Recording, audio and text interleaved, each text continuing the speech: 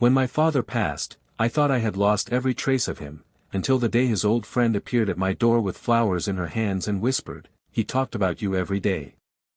It was late in the afternoon when the knock came. The kind of knock that carried no urgency, but still made the quiet of the house feel unsettled. I wasn't expecting anyone, and in truth, I hadn't expected much of anything since my father passed. The house had been too still, the air too heavy with absence. When I opened the door, I found myself staring at a woman I didn't recognize, yet somehow she seemed as though she belonged in the memory of our home. She stood there with a bouquet of fresh flowers in her hands, white lilies mixed with roses, the kind my father used to keep in the garden when I was a boy. Her presence wasn't loud or overwhelming, it was gentle, composed, as if she had been preparing for this moment for a long time.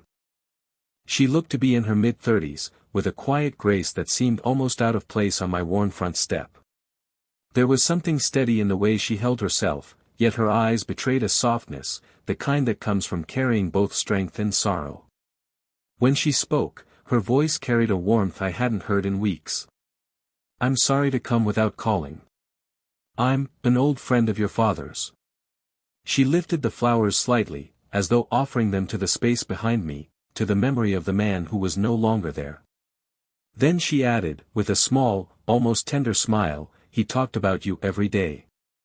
Those words settled heavily in the air. I didn't know what to say. My father was a man who rarely let his feelings show. Hearing that he had spoken of me so often, and to her of all people, felt both comforting and unsettling. I found myself searching her face for some trace of his memory, some echo of his world I had never been part of. When I finally reached for the bouquet, my fingers brushed against hers. It was the briefest of touches, yet it seemed to carry far more weight than it should have. Her skin was cool, delicate, and for a moment I became aware of how empty my days had felt since the funeral, how even this accidental brush of contact could stir something inside me. "Thank you," I murmured, though I wasn't sure if I was thanking her for the flowers, for remembering him, or for showing up at all.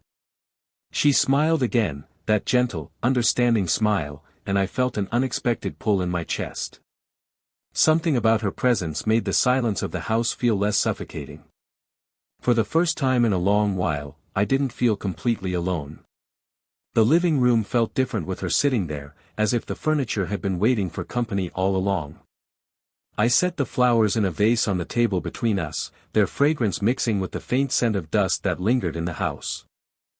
I hadn't used the tea set in months, not since my father's passing, but something about her presence made me want to bring it out. It felt like the right thing to do, almost as if I were honoring him by offering hospitality in the way he would have. She accepted the cup with both hands, her fingers steady, nails lightly tapping against the porcelain as she waited for the steam to settle. I sat across from her, unsure where to begin, but she saved me the trouble. She started talking about my father, her voice weaving together stories that felt both familiar and startlingly new. She spoke of how he would laugh until tears formed in his eyes when recounting old memories, of how stubborn he was when it came to fixing things that were beyond repair, of how he always carried a certain kindness in the way he treated people, even strangers. I listened quietly, my chest tightening with each detail. I had known him as my father, stern at times, gentle at others, but hearing him through her lens made me realize how much more there was to him, how many layers of his life I had never seen. Her eyes lit up with fondness as she spoke, and every now and then her laughter slipped through, a soft sound that warmed the air between us. Once, when she leaned forward to emphasize a memory, her hand came down gently on my forearm, as if the story needed that small contact to anchor it. The touch was brief, but it lingered long after she pulled her hand away. I wasn't used to moments like that, casual, yet meaningful in a way I couldn't explain. I found myself studying her face, the curve of her smile, the way she occasionally paused mid-sentence as if caught in her own memory. There was strength there, but also traces of loss, the same kind of loss I carried. It felt strange, almost unreal, to sit across from someone who could bridge the gap between me and the man I missed so deeply. As I sipped my tea, I realized the house no longer felt quite so silent. The air was filled with her words, with laughter, with the echo of my father's spirit carried through her. And though I didn't say it out loud, I felt grateful, grateful that she had come, grateful that she was willing to share pieces of him I never knew. For the first time in weeks, I felt not just remembered, but seen. The sun was beginning to sink lower, its golden light spilling across the yard when she suggested we take a walk outside. For a moment I hesitated. My father's garden had been left mostly untended since he passed, and the thought of showing it to her stirred something fragile inside me. But she looked at me with such quiet sincerity that I couldn't bring myself to say no. The garden still held the shape of my father's hands, even in its unkempt state. Roses grew wild, their petals bending toward the late afternoon light, and the old wooden trellis stood weathered but proud. She stepped slowly onto the grass, her shoes sinking just slightly into the earth, and I watched as she trailed her fingers gently over the leaves of the rosebush. There was something almost reverent in the way she touched each plant, as though she were greeting old friends. "He used to tell me about this place," she said softly. "How much peace he found here." Her voice held a tenderness I wasn't expecting, and I found myself watching her more closely than the garden itself. She moved gracefully, her hair catching the breeze as she walked along the narrow path. Strands of it lifted across her cheek, framing her face in a way that caught me off guard. Before I could think too much about it, I found myself stepping closer, my hand reaching out on instinct. My fingers brushed against her temple as I gently tucked the strand of hair behind her ear. It was such a small gesture, but the silence that followed made it feel like more. My knuckles grazed her skin, soft and warm beneath my touch, and for that fleeting moment the world seemed to narrow until it was just the two of us, standing in the heart of a garden that still carried my father's memory. She turned her eyes toward me then, and I felt caught, like she could see the conflict written across my face, the mixture of gratitude, admiration, and something deeper I was not yet ready to name. But she didn't step away. Instead, she let the quiet settle between us, her lips parting as though she might say something, only to let the thought fade into the still air. The scent of roses hung thick around us, and the glow of the fading sun brushed everything in soft gold. I realized then how much I had missed simple moments like this, the closeness of another person, the unspoken understanding carried in a single touch. And as we stood there, I felt both the comfort of shared memory and the unsettling spark of something I hadn't expected to find. By the time we settled on the porch, the light had shifted into that quiet hour between day and night. The sky stretched wide and soft above us, painted in shades of fading orange and the first hint of blue. The old wooden boards beneath our feet creaked faintly whenever either of us moved, but otherwise the world seemed still. I could hear the distant hum of crickets beginning their nightly chorus, and for the first time in weeks, I didn't mind the sound of silence. She sat with her hands folded in her lap, her gaze lingering on the yard as if searching for something she might never find again. After a while, her voice came, low and steady, but edged with a weight that pulled me closer to her words. "Your father, he was one of the few people who truly saw me.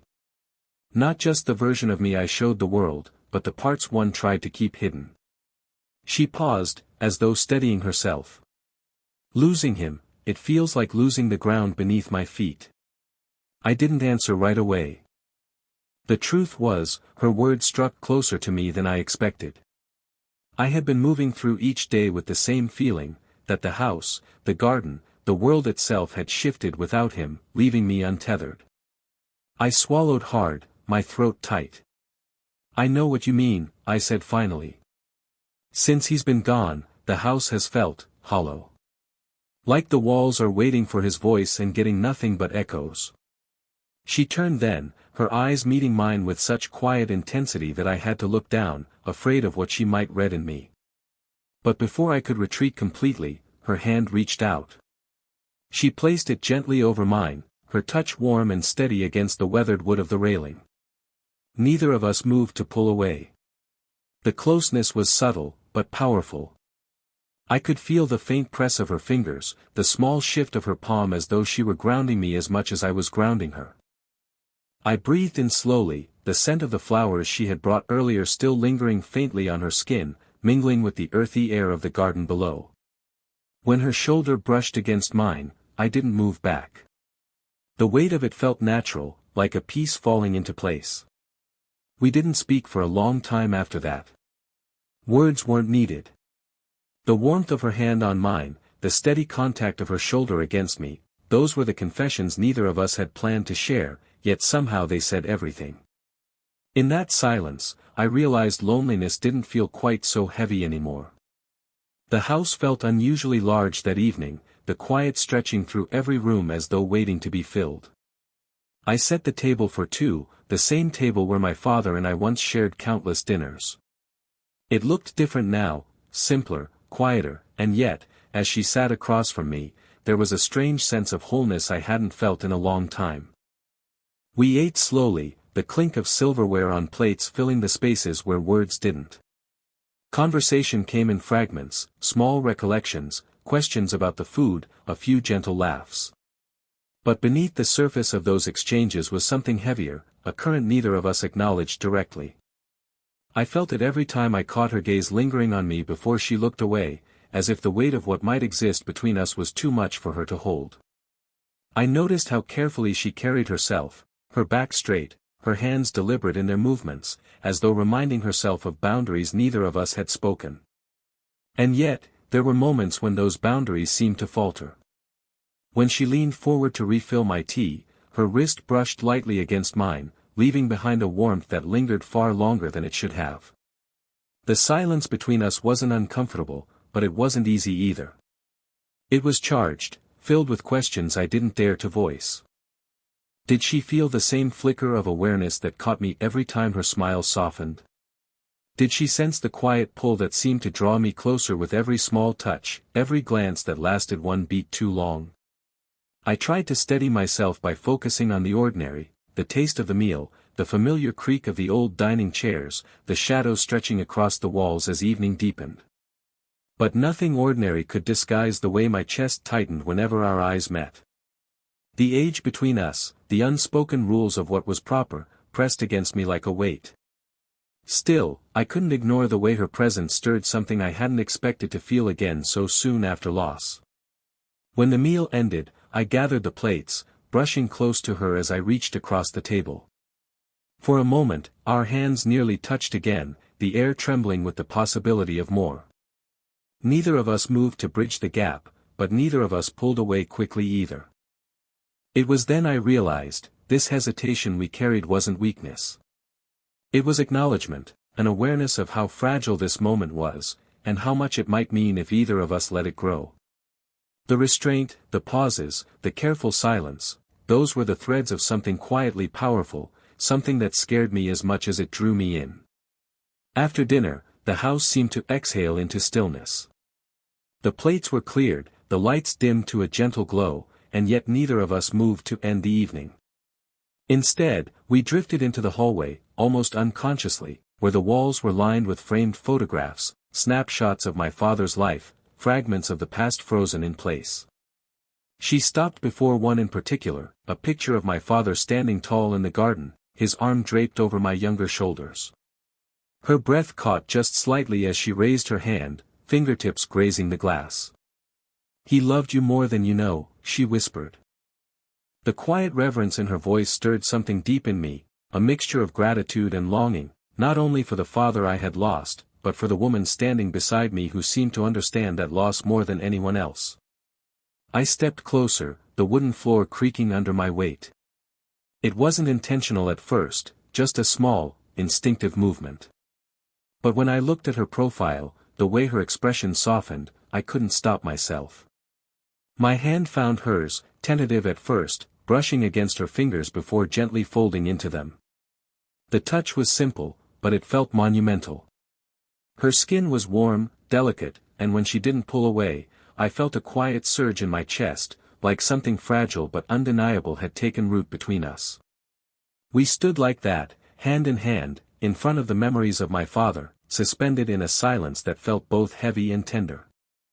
My thumb brushed against the back of her hand, a small motion I couldn't quite control, and in response her fingers tightened just slightly around mine. That subtle answer was all it took for the air between us to shift. I became acutely aware of everything, the faint scent of her perfume, the closeness of her shoulder brushing against my arm, the sound of her steady breathing so near to my own.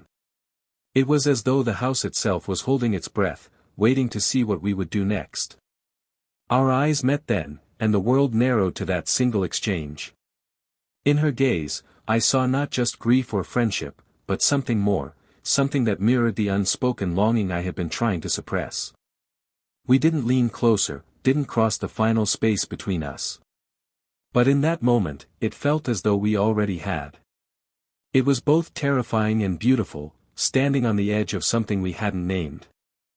And though neither of us spoke, the silence carried its own confession. We were no longer just two people bound by loss. Something else had begun to grow. The night had deepened by the time she rose to leave, the air outside cool and carrying the faint scent of earth after sunset. I followed her to the door, reluctant to let the evening slip away. Something about her presence had filled the house with a light I hadn't realized I'd been missing, and the thought of watching it vanish into the quiet again left me unsettled. She turned to face me, her hands folded around the strap of her bag. "Thank you," she said softly. Her voice carried more weight than the words themselves, as if she were thanking me not just for dinner or company, but for the chance to breathe again in a place that still carried so much of my father's spirit. "He would be proud of you," she added after a pause, her gaze steady and sincere. The word struck deep, leaving me momentarily unable to respond. I swallowed, then finally managed, "I'm the one who should be thanking you. You brought him back tonight, in the stories, in the laughter. The house hasn't felt alive like that in a long time." There was a silence then, but it wasn't empty. It was filled with something unspoken, something fragile. She reached out, almost hesitantly, before her arms slipped around my shoulders. I froze only for a moment before wrapping my arms around her waist, drawing her closer. It wasn't a hurried embrace. It was slow, deliberate, the kind that seemed to anchor us both. Her cheek rested lightly against my chest, and through the quiet I could feel the steady rhythm of her heartbeat against mine.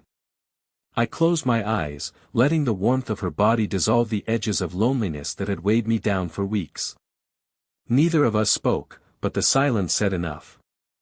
In her embrace, I felt not just comfort, but a promise, unspoken yet unmistakable, that this connection didn't end at the door.